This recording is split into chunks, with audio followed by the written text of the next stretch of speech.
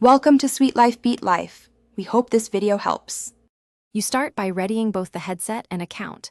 Power on the VR headset, connect to Wi-Fi, and sign into your Google account via the headset or companion phone app. Once done, make sure the VR browser or official Google search app is installed and up to date.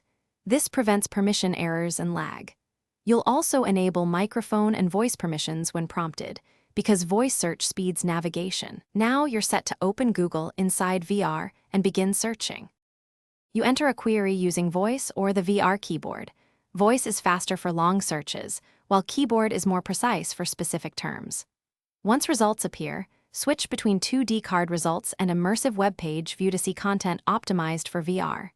You can open links in new VR windows or pin them to your environment for quick reference. This keeps multitasking smooth.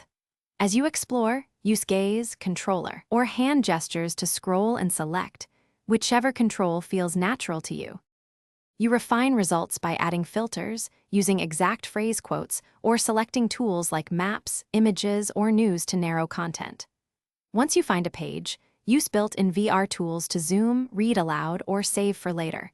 These improve readability and retention in headset view.